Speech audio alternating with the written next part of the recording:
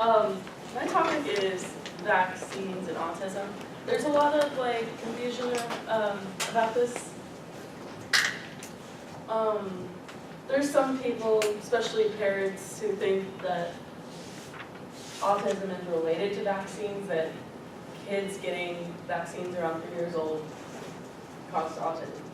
And the reason they think this, the left-hand opinion, vaccines cause autism, is because what's in the flu shot? Well, they look at the flu shot ingredients and they see this thermosol. And when they look that up in Google, it comes up and it says, thermosol is a mercury-based preservative, blah, blah, blah. And they see the word mercury and they're like, wait, we're injecting mercury into our veins? And so, people think that it's, harmful, and they think that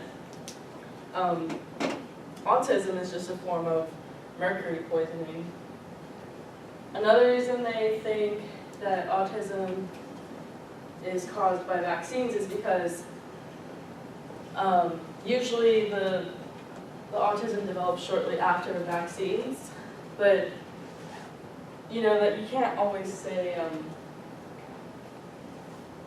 things are related just because they happen at the same time. There's this article on CNN that says, fraud uncovered, 340% risk, talking about how there's autism risk in shots, vaccines. The most convincing one that people throw out there is the fact that the lawyer's website of this guy named William Thompson posted a press release on just saying that he was part of this research team and that they were testing the effects of vaccines on children, and that there were some risks that could be related to autism, that people could be more at risk for autism. But this is if they get the shot before 3 years old. But shots in the US are within 36 months, 3 years old.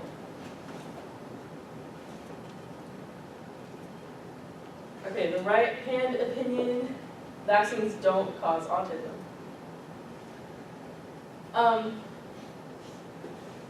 People who argue against this say that mercury in the flu shot is less than 25 micrograms. That's puny, microscopic. That's nothing. Also, it's not mercury from a thermometer that you're putting into your veins.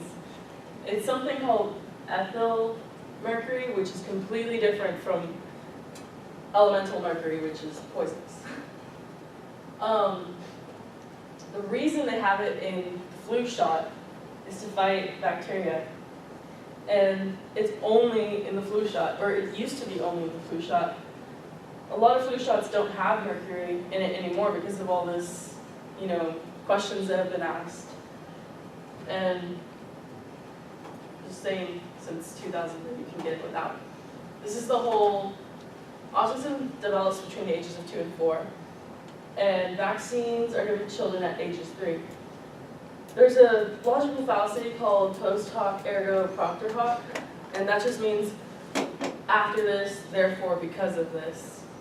A lot of parents, shortly after they get their children vaccinated, their children start showing the actual symptoms of autism, and they're like, oh, this must be because I got them vaccinated. They draw that conclusion.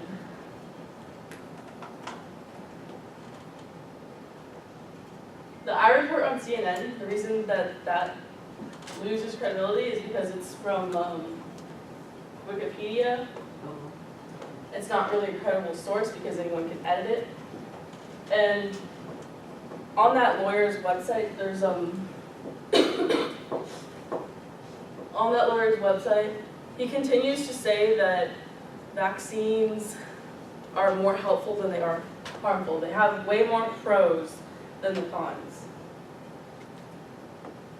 And the final decision, should you and your children get vaccinated? Yes. I mean, like I said, the pros heavily outweigh the cons. What if vaccines do cause autism? Penn and Teller on vaccinations. Look it up on YouTube. It's a great illustration of, they have two sets of little bowling pins, and one of them has a plastic glass, plexiglass, they call vaccinations, and the other one doesn't have anything.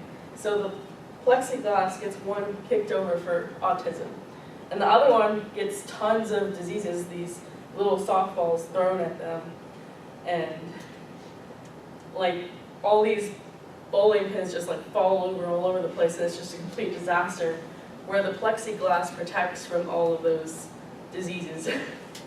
It's a pretty good thing if you watch it, but there is some foul language. Yeah, that's it. All right, thank you. Any questions for Zarah? Any questions? Would there be any other reasons why someone would not get their child vaccinated? Any other reasons why someone would not get their child vaccinated? Well, some people are actually allergic to certain ingredients in the vaccinations and whatnot. So people not getting their children vaccinated over the fear of autism puts other children who are actually unable to get vaccinated at risk. You know what I'm saying? So, yeah, there's probably a lot of other reasons. Yes. So, did the vaccination actually give her child autism, or is that just what she believes? The vaccination is not proven to give autism. They've done a whole bunch of tests, and there's risk for all sorts of things. You know, they're all chemicals, so there's all sorts of risk. Some people are allergic, some people react differently.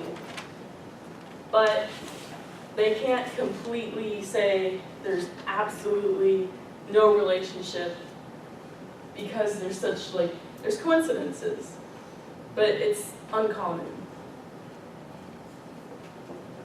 Any other questions? Let's give her a hand. Yay.